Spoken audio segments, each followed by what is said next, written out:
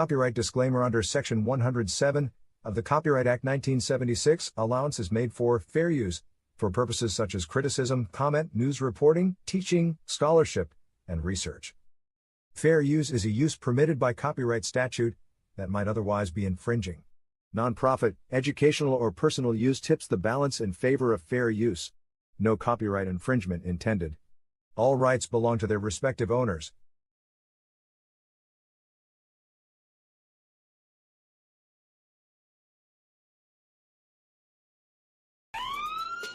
This is War Cry. We're on the wall crying out for our children, our communities, our schools, our churches, our families. This is War Cry. Welcome to our reality. Gun violence, Chicago, Philly, Detroit, New York, Atlanta, just to name a few. Our black children are dying day by day. This is War Cry. Police brutality. Hands up! Don't move. I can't breathe. Hashtag Black Lives Matter. Hashtag All Lives Matter to Christ. This is War Cry. Drugs, rape, mass shootings, school violence. This is War Cry. Galvanizing people to pray for our children and to take action. Let's march on Washington. We want prayer back in school. This is War Cry. Cameras, memorials in every corner in our neighborhood. Who died this weekend? Oh no, not Miss Martha's grandson. This is War Cry. He was only 16. His brother died last year. He was only 13. This is War Cry. We the people. We're the elected officials. This is War Cry. We need the church. Where's the church? Only on Sundays. Get to the streets, church. We need you out there. This is War Cry. Girl, be gone. Boy, be gone. Mothers crying. Fathers being locked up. Welcome to our reality. Identity crisis. This is War Cry. Oh, they're trying to remove our history off the textbook. Oh, critical race theory? It makes them feel bad. It's our reality. Fake reality shows. We want the real truth. Stay woke. This is War Cry. HBCUs under attack. This is War Cry. Equal pay for what we do. We want a reparation. This is War Cry. Ashes to ashes, dust to dust. Wait a minute. Is that somebody else they're burying that looks like us? Only 12. This is War Cry. Oh, let us come together and pray for our young people, pray for our communities, pray for our schools, pray for our churches, pray that the government gives us what we need, a fair opportunity. This is War Cry, home of the land, home of the brave, land of the free. Who's free? Our men are locked up. This is War Cry. Hashtag mothers against gang violence. Hashtag fathers who love their sons. Hashtag what would Jesus do? This is War Cry. I know who goes before me. I know who stays behind. Good morning, good morning, good morning. Welcome to another broadcast of War Cry for our children. If we don't speak up, who will?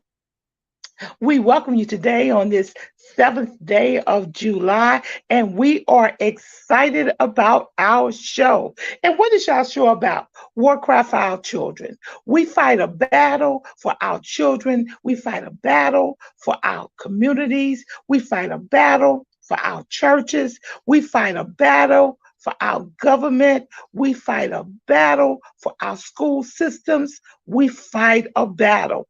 And it's time that the church moves up and communities pull back together and we collectively join together for this fight. This is War Cry for our children, and we're glad that you decided to select us to listen to today. We got a great set of guests here, and we're going to jump into the conversation. But before we do that, I want to let you know that War Cry not only talks the talk, but we walk the walk. If you go to our website, you can purchase a shirt. And if you don't have the money, don't even worry about it. It says, I am praying for our children. Put prayer back into school. You know what the main requirement is that's greater than the money? That you select the school to pray for. You select the school district to pray for. You put on the shirt and you stand outside in front of the school district or in front of the school and you begin to pray for our young people. See, we became too lax on the job.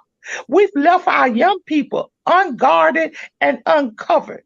And it's time for us to take our rightly position as people of God to move out of our comfort zones and to go out. The shirts are red with white letters. We have some white with red letters. All you have to do is hit me up on my War Cry website, which is War Cry for Our Children. All you got to do is call me text me your size, the school district, and your mailing address is warcry.children@gmail.com. And if you don't want to do that, you can text me at the phone number 347-426-5302, or you can contact our radio broadcast station and let them know. We need to let the world know it's more of us than it is them. And we need to let our children know that we are standing in the gap for them. Now, I know we've been on prayer lines. I know we're on Zoom. But guess what? Majority of the time we're on prayer lines or Zoom, our young people are not there. So therefore, they don't even know what the church is doing. And they're not in the church. They're on the outside. So guess what? It's time for us to go where the masses are. Remember, the harvest is plentiful, but the laborers are few. Will you be a laborer or will you just stand back? Are you scared? You know what happens to scared folks? Just like what's happening now. We have the highest rate of incarceration. We're scared. We have affirmative action that has been voted down. We're scared. We got same-sex marriages that's voted. We're scared. We got the enemy telling our kids they don't have any worth, killing themselves. We're scared. We have dysfunctional families. We're scared. We have a division in the churches. We're scared. So it's time for us to grow up.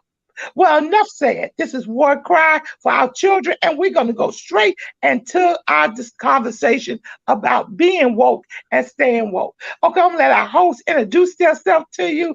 Pastor, you go first. Pastor, introduce yourself, followed by Dr. Johnson. And tell us a little something about yourself. I'm Pastor Gene Robbins of Rescue Church of Christ, Jamaica, Queens, New York. I'm beginning my third year as the pastor here. I grew up in this neighborhood, and now I find myself pastor of a church that something I never thought I would do. And because of that, I am trying to reach out to the young men in my neighborhood because I know some of the things that they go through. That's briefly. Now, Pastor, let me ask you a question. You say you grew up in your neighborhood, and that's South Jamaica? That's correct. You grew up in your neighborhood. Now, has it changed from the time that you were growing up to now? Tell us about some of the changes you've seen, especially with our youth. Yeah, it's changed a lot. Dating myself, when I grew up, there was a big drug, and it was this area, South Jamaica, was probably one of the major places where they said it was a crack epidemic and there was a drug epidemic and things of that nature. And unfortunately, what you watched basically almost an entire generation be affected by that particular drug, right? And it wasn't that someone came and saved us per se. It was that the drug decimated the community to a point where people began to say it to themselves, it's not worth it, and began to turn away from it. And since then, what's happened is what was once a predominantly Black community has now transitioned to a Black and Latino community. And now I'm beginning to see gentrification begin to happen to the community as they begin to pour money into Jamaica Avenue. But the problem I have is you're pouring that money in, but you're not really helping the people in the community. What you're trying to do is push them out. So that's what's going on now. And that's what I see. And so, you have some churches around that have they have some buildings that have been created for the elderly, and I think that that's a great and wonderful thing. But you don't see anything really being done with the youth, unfortunately. So that's what Okay, that's great. what I see going on. I see gentrification happening. The same thing that happened in Brooklyn, I see that beginning to happen here. So And let me trying tell you to reach. something. Wherever we see gentrification happening, we see safety, and we see we being pushed out. We see Yeah. more police is coming in, and we see that we're being outpriced and pushed out. Yes, Period. that's Because exactly what's happening. that's what happened. And they began to redline our neighborhoods. Come on, let's just talk about it. They redline our communities, they outprice the property, and they push us out. And that once unsafe area is so flooded with police that you have one on every block. You don't have liquor stores no more, you have wineries. I go into Brooklyn, the liquor stores are gone. You have a wineries with people sitting on the outside. I'm like, Fulton Street don't even look like Fulton Street anymore, Right. because they changed the whole environment. Why? Because they want to keep their people safe. And our people, we become homeless because the areas they put us in are still not good areas, and they're still going to be outpriced. They rezone us, they redline us, and eventually we have no choice but to leave. And that's how sometimes homelessness happens. Homelessness don't come just happen when a person wakes up in the morning and say, "Oh, I'm homeless." It usually happens because they've been out. People have been outpriced out of their living environment, and they can't find apartments that fit within their budgets. So guess what? They resort to the streets or to the shelters. How do you feel about that statement, Pastor Jean? I think that that's actually a true statement. But we also have something to bear in that sometimes we have property as Black people, right? And then we sell it to the highest bidder and don't think about what the legacy is going forward. And we just get our money and we leave, right? And we And leave. yeah, and that's the thing, right? If you own property as a African American person in especially in this area, if they're going to offer you $500,000 for it or $1 million for it, guess what? In 2 or 3 years, you'll probably be 3 times that. So we have to begin to think strategically Absolutely. and hold on to the property that we have, right? And then the other thing is, Absolutely. how do you, New York in general, right? Think about it. The cost of living here, rent, is so high. It's taking up 75% of people's salary. So now they can't live, right? So you have a whole set of young people who are coming up who are like, I can't live here. I gotta move, right? I gotta get out of here because I can't even afford an apartment here, right? So it's things like that we have to think about. Like how are we making space for the young ones coming up who do want to stay and who do want to try to help, right? Who want to start families and things of that nature. It's multifaceted, the problems that we have, right? There's no single answer. Yes. But we have to Yes, think about that's all why the the churches need to work together. That's why as a church, we need to work together. The church across the street needs to work with you. The church down the corner needs to work with you. This is a group problem. We are yeah. all connected together. Dr. Johnson, jump right in with what you've heard. What do you think? What are your comments about? Well, this is a reality that has been staged for a long time. It's nothing new. It's just something that's being recycled. Every area of New York City where it was once the white population and then the black population moved in. And then when the white population got a little upset about having to travel too far, then they want the area back. Right. So the federal government and our state governments, they're all in collusion with it. It's not just the real estate people. It's basically it begins at the top. We have always been looked at as being an occupied force. And we have always been looked at as people that are just in the way. We've always been looked at as people that we have to find something to do with them. That mindset has really destabilized the black community because we're all of a sudden we're in a new form of slavery where we have to be looked upon as being somebody that's going to be dispatched wherever needed And then if we don't need them, we're going to lock them up. So we have become an endangered species within our own communities. And it's really sad because our young people, they're looking, in confusion. Everybody wants to know, they got this big question in their mind. They said, why? Why are we being treated like this? What have we done? What is going to be the result of this? Am I going to live like this? Is this how I came to be born? Is this how I'm going to be died?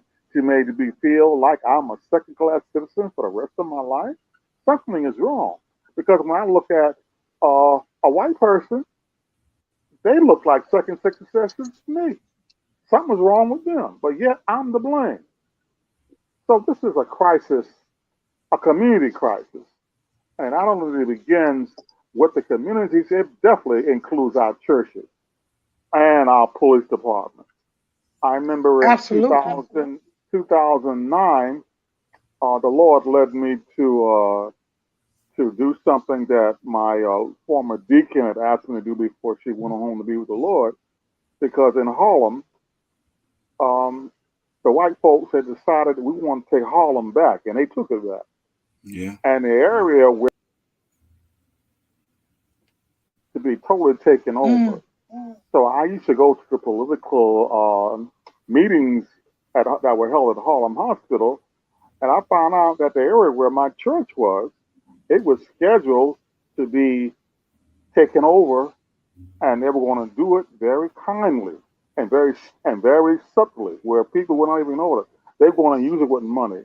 I found out at the state office building one day that the church where I grew up, that they paid $43,000 for it in 1940 when they bought the building. Right now, the value of the same church I grew up was worth close to $15 million. So someone told me, said the only way that your church could be saved is that you become a landmark. And that's what I did. It took me, I did it within 15 months, which normally takes 5 years, because I happened to know people who were in the Harlem area, and I knew some political activist people. They told me how to do it. And I basically did it on my own for the most part, where I was able to protect the church building by having it become a landmark. It was the first Pentecostal church in Harlem that was from a regular church building. It wasn't a storefront. It was a church building. It was a Presbyterian church. It was owned by the white Presbyterians who wanted to move out of Harlem when black people began to move in Harlem.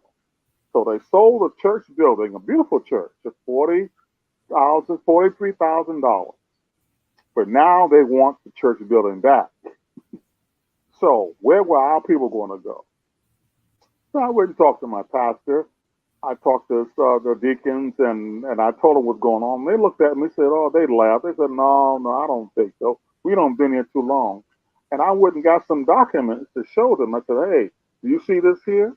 I said, y'all ever heard of urban renewal? And let me say something else, Dr. Johnson. Have you ever heard about intimate domain? Yeah, eminent domain. Eminent domain. That means that they can take anything at any time. Yes, they can. If it's for the goodness of the government. Yes, it was. And so that's what they did in Brooklyn. They took a lot of those brownstones in Brooklyn. Mm-hmm. They forced our people to sell because they said it was for the benefit of, you know what else? The Barclays Center. See, the Barclays Center pushed a lot of us out. Mm-hmm. And pushed a lot of them in. You would not even recognize downtown Brooklyn anymore. And when the government wants something, the government can take it. I thank God that you even saved the church. We're making a landmark because millions of people don't do that. You know what they do, Dr. Johnson? They sell to the highest bidder. Yeah. They sell to the highest bidder because they want to move out. And they say, well, we're going to get a new church built up. And they don't think about the worth and the value of what the church stands for in that community. So they bypass that.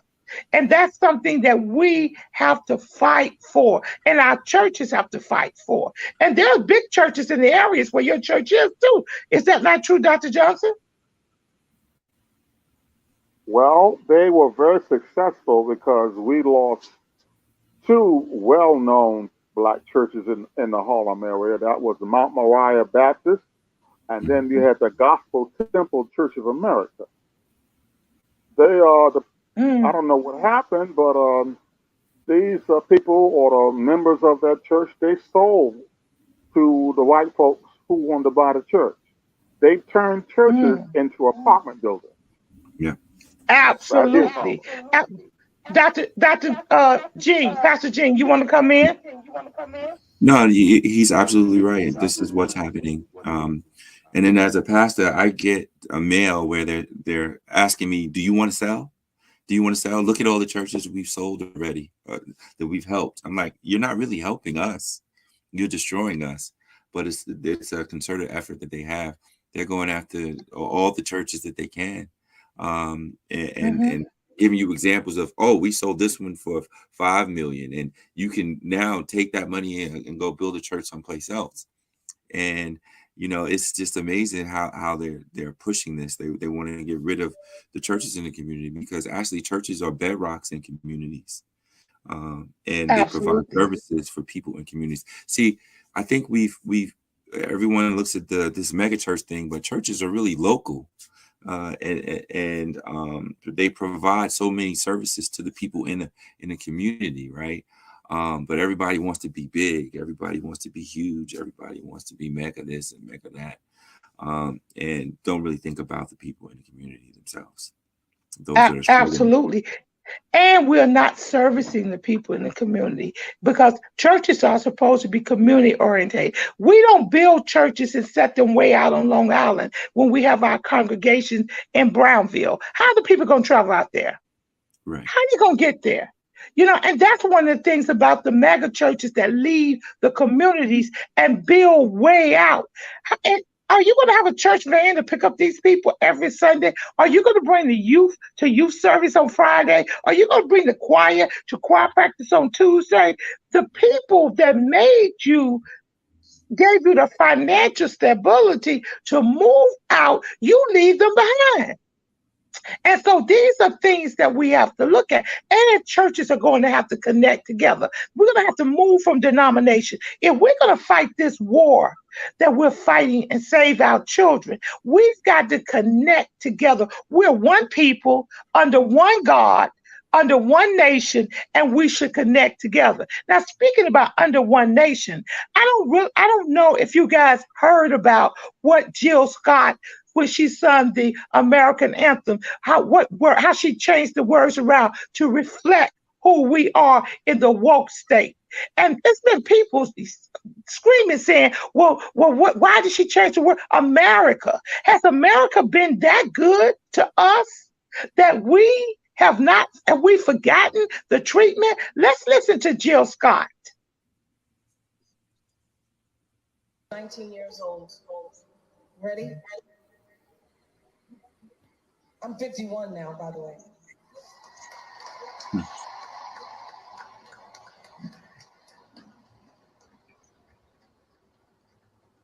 Oh, say, can you see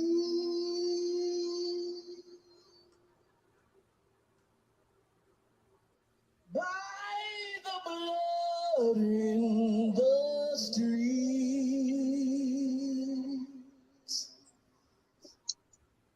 that this place doesn't smile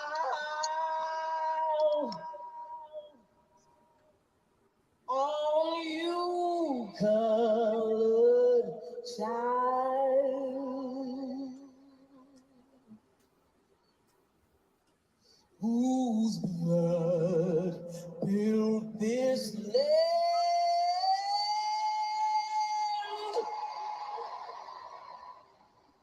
with sweat and their hands.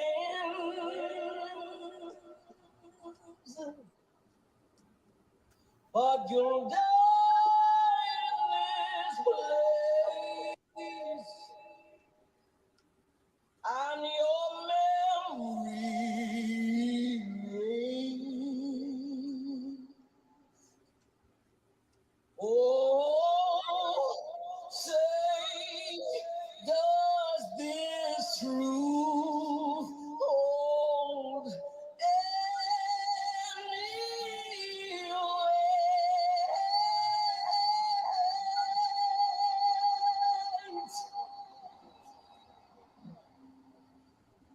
This is not the land of the free,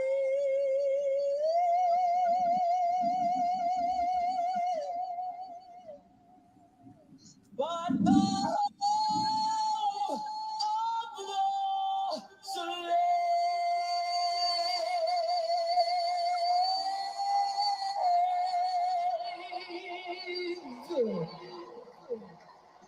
Now, we just heard Jill Scott.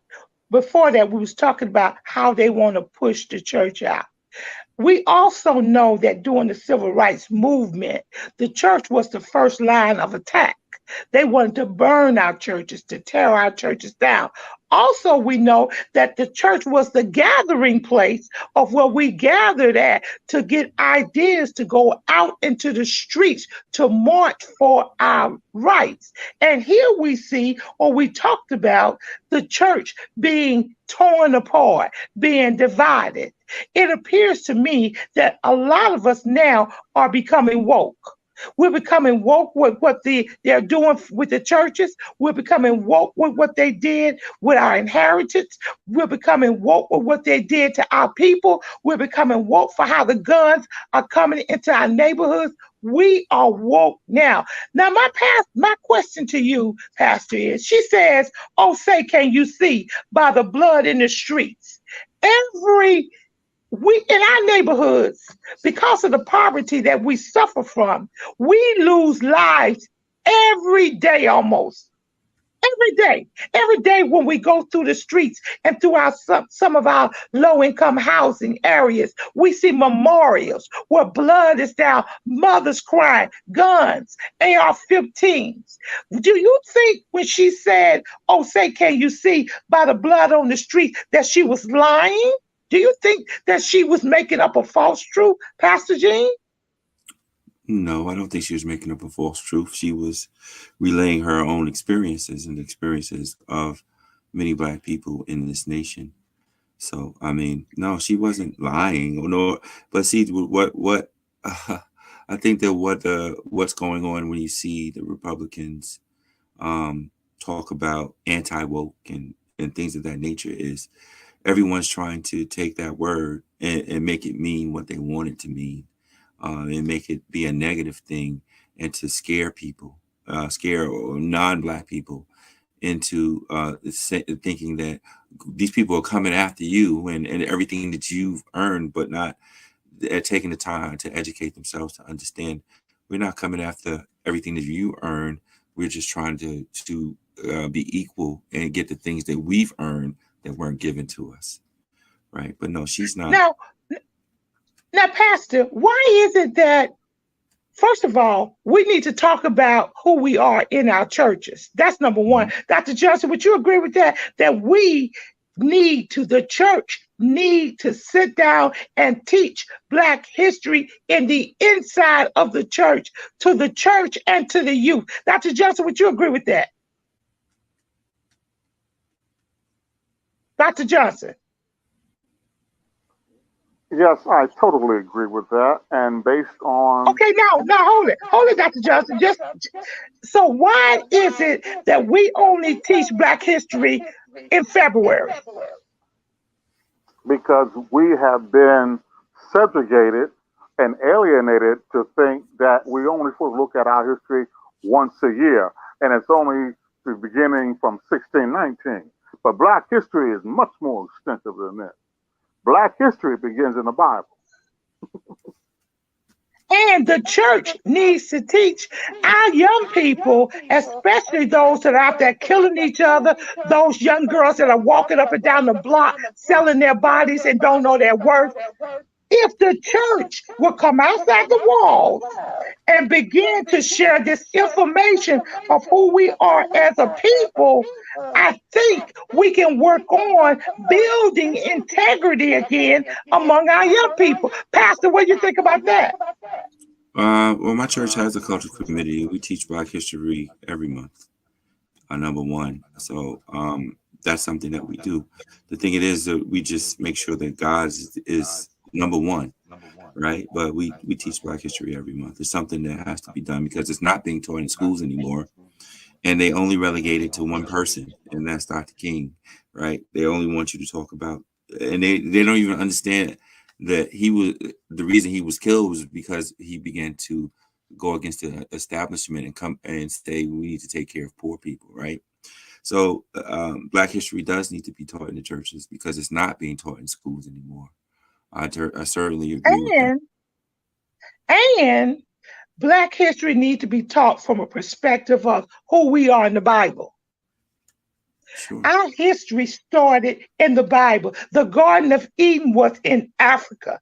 And a lot of us, our young Black boys and Black girls, they don't find their identity in Christ. They have begun and they have sought their identity outside of the Word of God because they never seen themselves in relationship to a white Jesus that was hanging on the wall. Pastor, at you. I said something then. A white sorry, Jesus. I said, how do Yeah. you feel about when our kids are being taught about a white Jesus instead of a Jesus that looks like us? See, that's the real Yeah. deal. Our kids from slavery made everybody white that was right. So we have this inside ability to think, oh, even our athletes that go out, they don't want a Black woman, they want a white woman. And I don't care as Tiger Woods, Dr. Johnson, who did Tiger Woods get for his wife? She was what? A poor white woman who was just a maid in the hotel. Didn't even have a high school diploma. And she he wasn't made even her a millionaire. And she Yes, he wasn't did. even a citizen of the United States.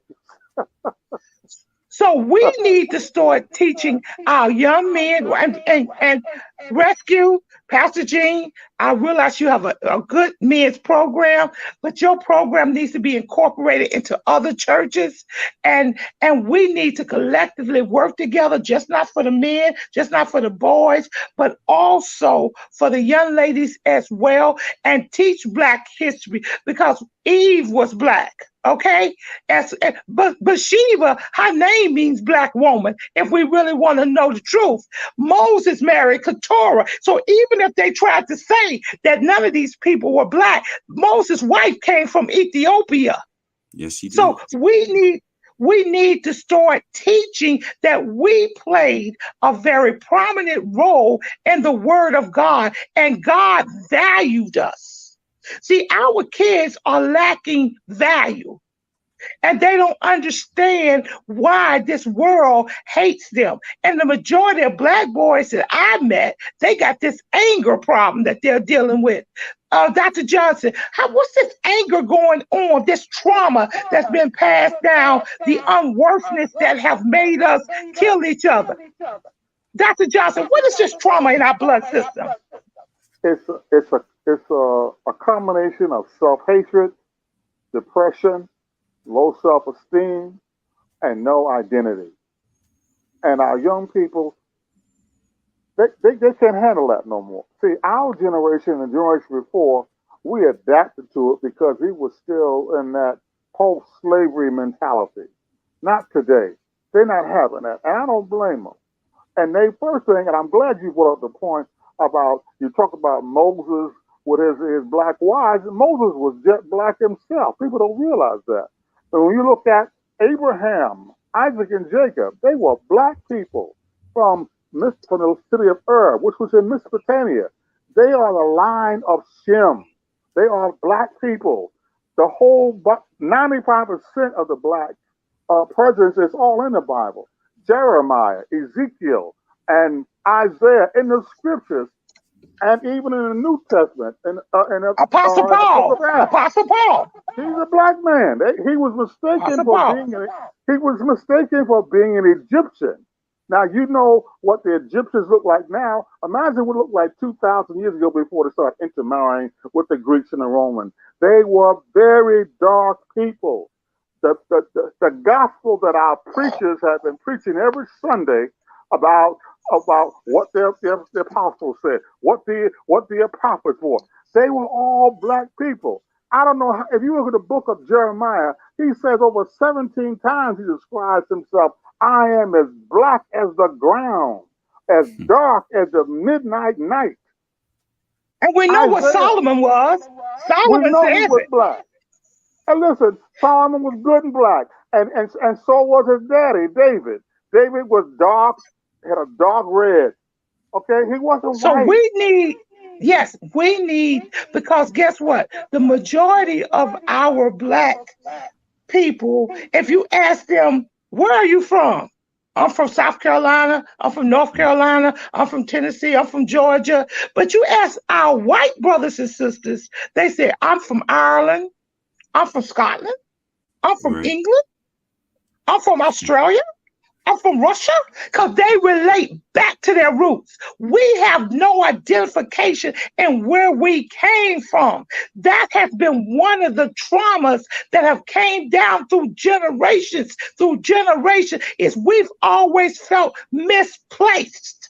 And until we go back and say, you have a place in history. See, we tell stories, but we don't have stories. We have a history. And we've got to put our history right. We've been reading their history. Now it's time for our history. Our black men need to know your worth. You were a king.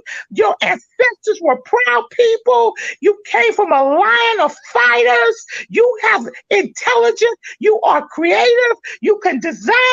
You can conquer.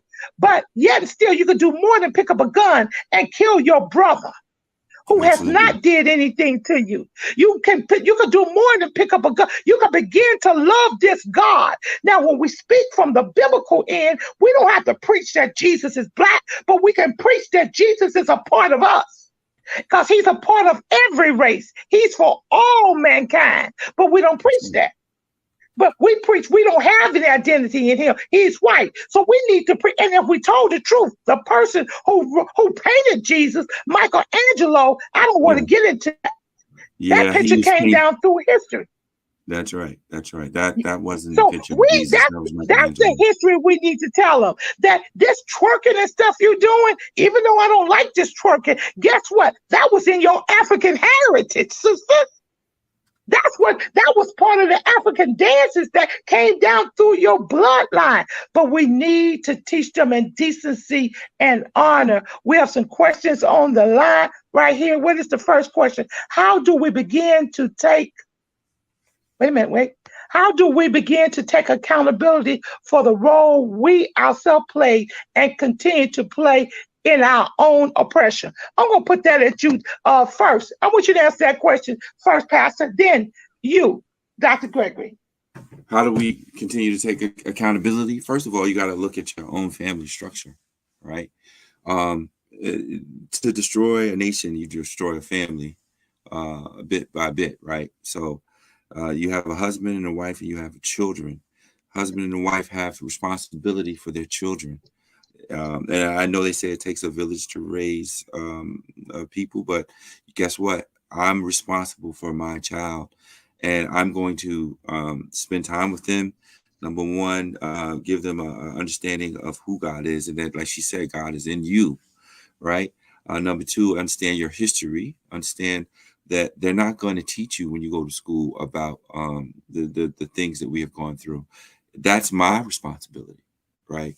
To get into their head, the things that they need to know, to teach them the things that they need to know. Because if I destroy the family, I destroy the nation. If I bring the family back together, right?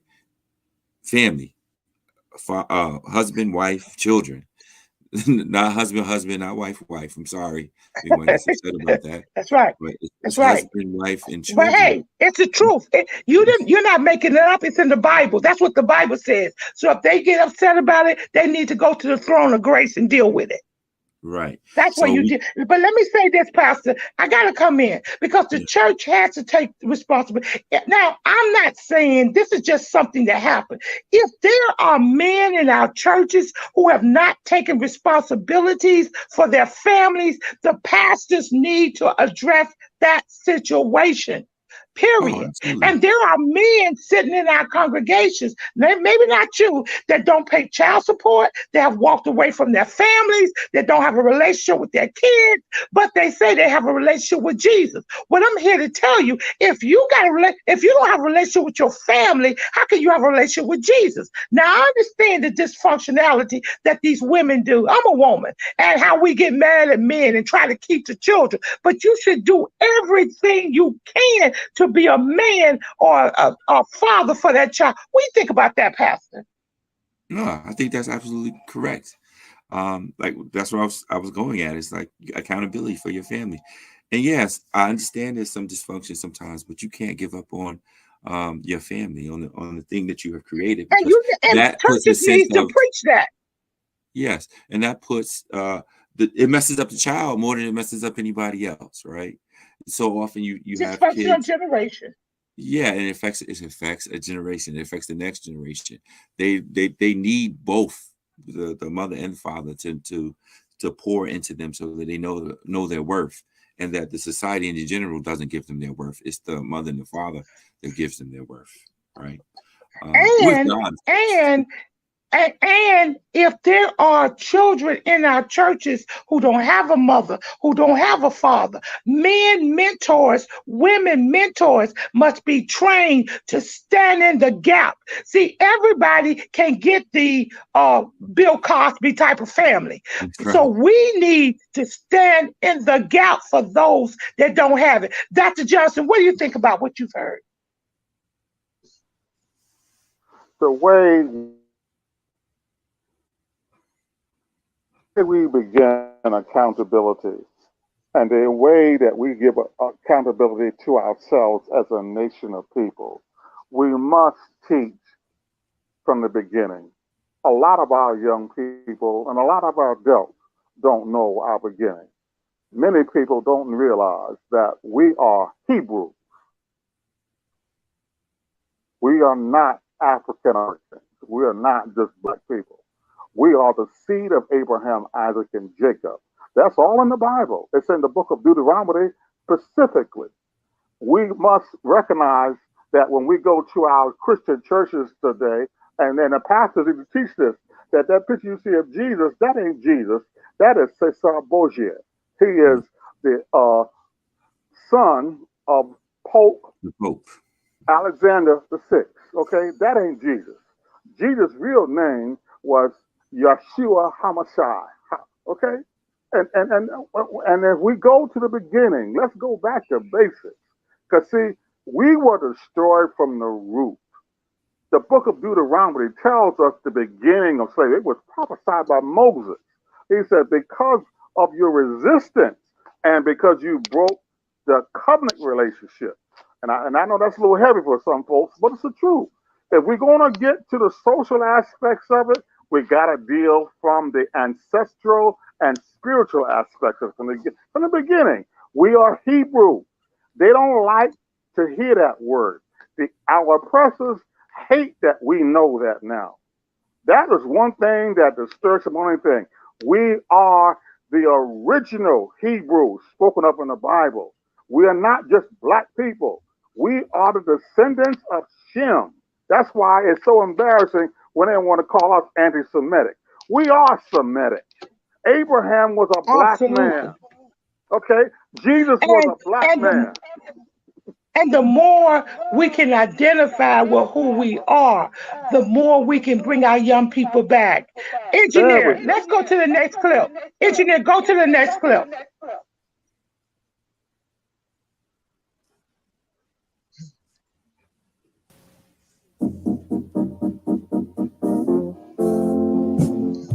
And now, here is Dr. Jawanza Kunjufu with his penetrating presentation of countering the conspiracy to destroy black boys. There's no topic that concerns me more than the one on the conspiracy to destroy black boys. And the reason is when our little boys are in preschool and primary grades, they're very innocent and very enthusiastic about learning. But something happens to that, and we need to find out what that is. My younger son is on the cover of this particular book, and I would like for him to grow up to be a man. Like many of you already told me that you have sons and male students as well. Now, there's two parts of the conspiracy, volume 1, and this is volume 2. In volume 1, we raised 4 questions. First question is, when did the conspiracy start? Who is against black boys? Why is there a conspiracy against them? And what exactly is the conspiracy? That's in volume 1. In volume 2, we look at the relationships between mothers and their sons. That must be studied.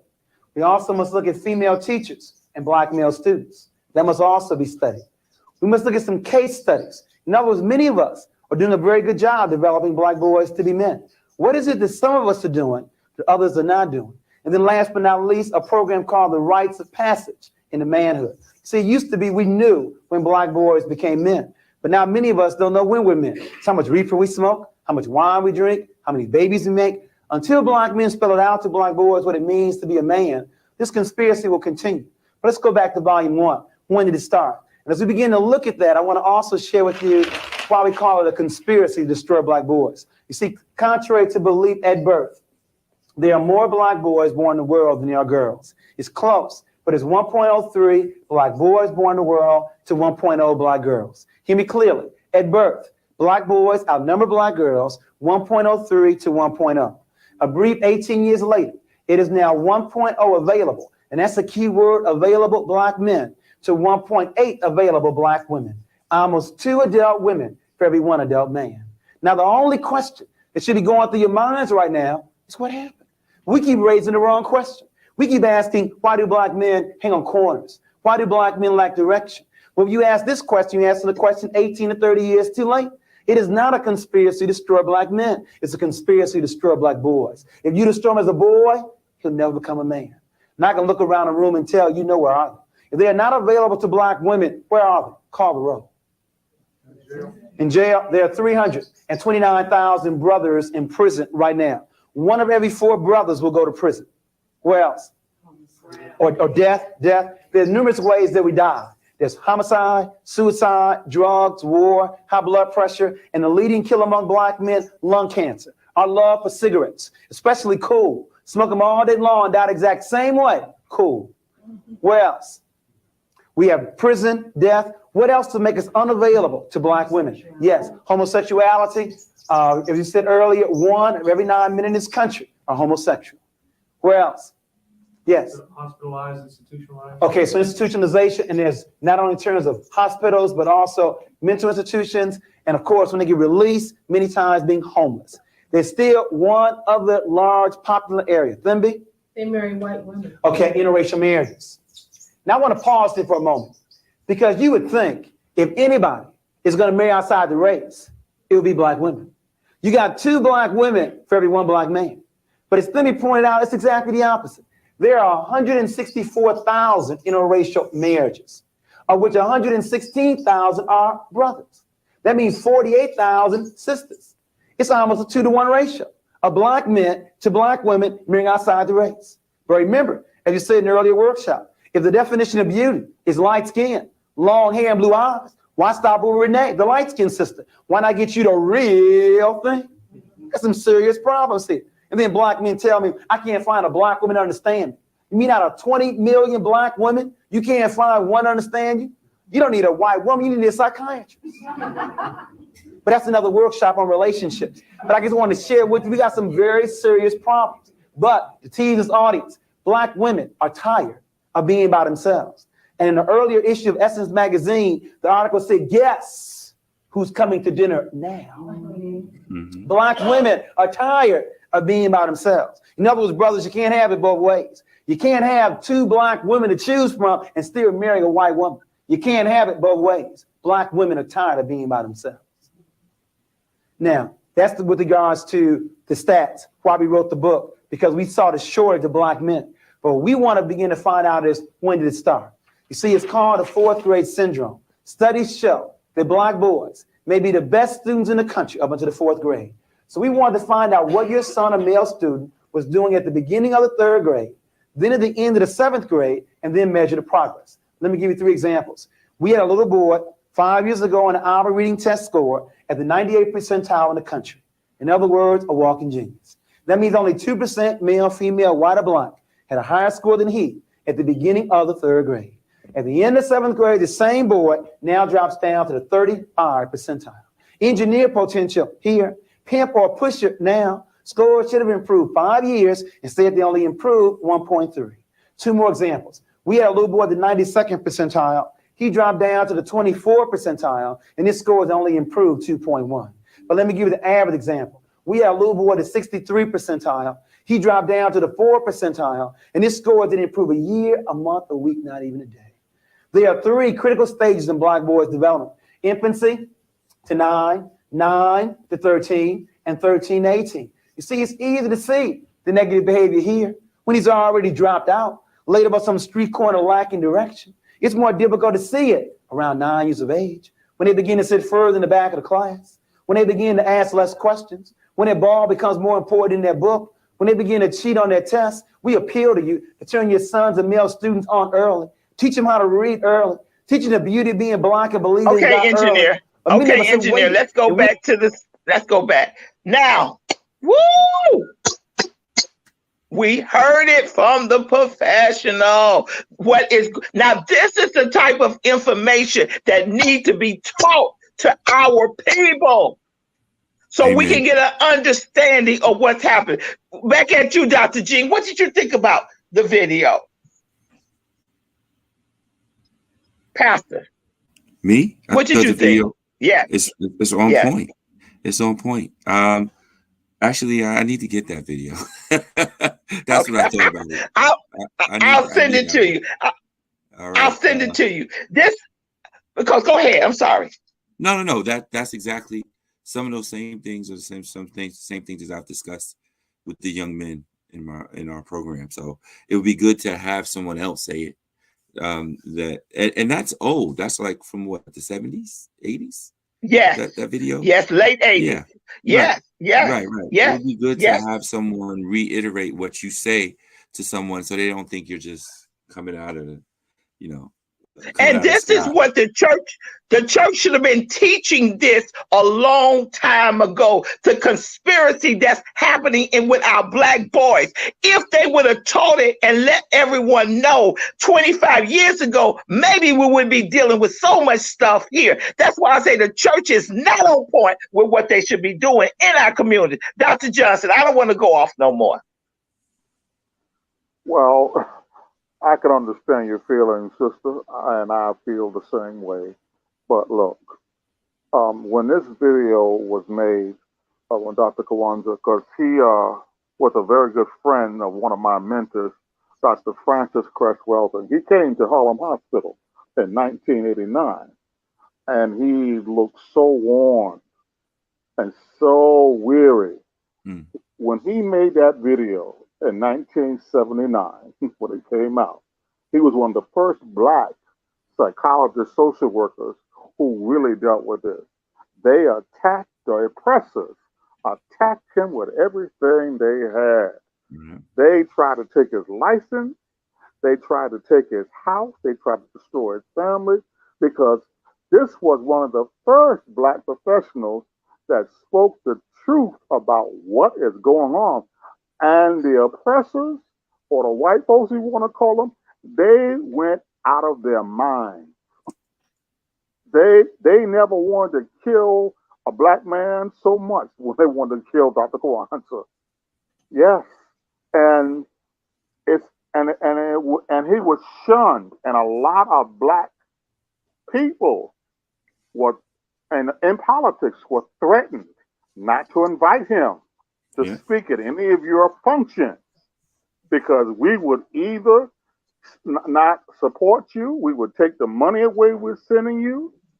Oh, they were very upset behind it, because you see, he put out some information that could not be challenged, could not be disputed. And disputed.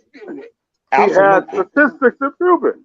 And what's so sad about it is that for a long time, he was kind of quieted down. The last person to try to help him and build him up, I know specifically in the Harlem area, was the Minister Louis Farrakhan. Yes, and even he got threatened.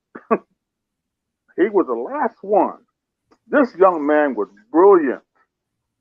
I'm sorry, go ahead, Dr. Johnson. And when he tried to promote his work, they just did everything they could to dissuade him. They even tried to say that he was crazy, that he had a nervous breakdown, that he didn't know what he was talking about. Oh, they tried to tear his reputation up because he spoke the truth. But he didn't care. Yes. He was a fighter. He was a fighter. And guess what? He was one of the people who came up with a system on how we could break the school to prison pipeline. See, if we apply the techniques that he's using and start looking at our kids, he said, what happens between the 3rd grade and the 7th grade? What happens really in the 4th grade I've read his second book, his first book. If you look at the dynamics of what he's teaching, and he teaches about how can a white teacher relate to a black young boy that's at home seeing his mama getting beat up by his dad, and he's coming in and he's expressing emotional trauma, not because he's mentally ill, but because he's been emotionally traumatized at home. But now you stereotype this kid and then you kick him to the side. And see, how can a white teacher from the suburbs who has not studied the ethnicity of our people come and teach in our urban schools and be expected to understand who we are? Pastor, what do you think about that? Do you agree or disagree? No, I agree, actually. One of the things that I had that I can say probably affected me the most is I had Black teachers who wouldn't go for a lot of this stuff, right? So, like I said, I grew up in the neighborhood, PS40, IS8, August Martin High School. And I had Black teachers in my lower grades that wouldn't go for that, right? You had to achieve. You had to do good. They wouldn't fall for the stuff. Now, a Black person goes to a school in a white suburb, and the immediate thing that a white person says is, oh, they're disadvantaged. Oh, they can't do this. And they start tagging them and putting them and saying they can't. And I'm just like, it's just crazy when you think about it, where when I went to school with Black teachers, it was always, yeah, you can, and you better. I'm not allowing this to continue. So, yeah, like I said, that's, it's so funny, right? We have the solutions to all of our problems. It's just that we don't disseminate the information enough, right? In enough places. Yes. That, like, well, what you just showed, I've heard of this, and I don't know why I never saw that video. So it's like the solutions are there. We just need to disseminate it widely, right? But what the doctor was saying is what they do is what they always do. They marginalize the person who has the information, and they make his life miserable. And you'll find throughout history, whenever someone steps up like that, he's targeted for destruction, right? But you can't destroy something when it's spread out all over the place, right? When it's the information is given, it's called the distributed system in engineering, right? It's not coming from one person, but it's coming from several different areas. So yeah, you destroy it one place, but you haven't destroyed it at another place because it's distributed out wide, right? So that's the thing. You have to distribute this information to as many people as possible, and to many churches as possible. And they have to be willing to share the information, right? So that when you go destroy one church, guess what? There's 10 or 20, 30 other ones that are teaching and showing the same things. So you're never going to be able to squash absolutely. And see, that's what War Cry is about. We're out to give information out so we can unite everyone together. We have to be able to find a solution, and we have to work the solution and work the methods that we have. We've already got the answers, but we got to work it. And the church must take the leadership role in doing that, because we galvanize more people besides schools than anyone else. This is War Cry. We're broadcasting from New York. We have a question. Are we woke? Are we woke? And if we are, we need to work at our wokeness. We're broadcasting from New York all the way from Queens, and we've had such an engaging conversation. And there's many more conversations that need to take place, especially when it comes to affirmative action. We all know what has happened with that, and we're going to get into that discussion again. But I want to thank our hosts, our other co-hosts, our guests. Thank you. Now, one word, Dr. Jean, and one word, Dr. Johnson, that you'd like to leave our audience with. One word. What one word would you like, based on the show, would you like to leave our audience with? Dr. Gregory Johnson. Struggle. One word. Struggle. Okay. Struggle. Okay. Pastor Jean, one word. Fight. Fight. And one word that I want to leave is that we have to be unified together. Period. Not look like we're unified on Sunday, but really be unified, cross over denominations, and realize that our children's lives are at stake. This is War Cry. Join us next week for another exciting program. We're not politically correct, but we are Christ correct. And we're going to say those things that your pastors may not be saying, but your pastors need to hear. War Cry. Everybody, come on, say it, Pastor Jean. War cry. Say it, Dr. Johnson. War cry. War cry for our children. We want our children to survive. War cry. War cry for our children and our communities. We shall fight and Christ shall win. We shall fight and Christ shall win. Back at you, engineer.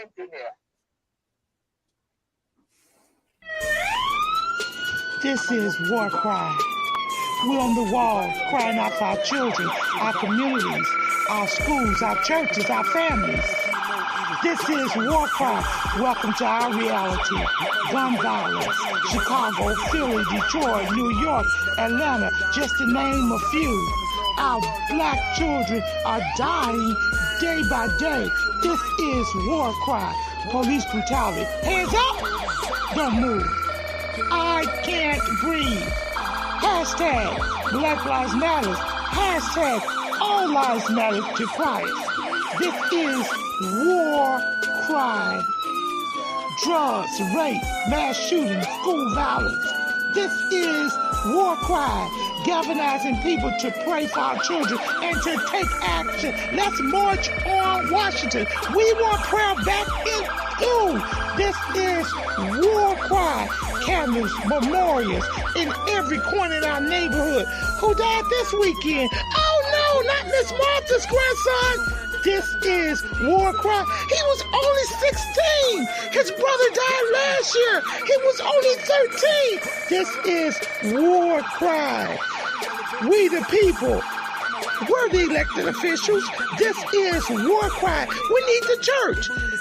Where's the church? Only on Sundays. Get to the streets, church. We need you out there.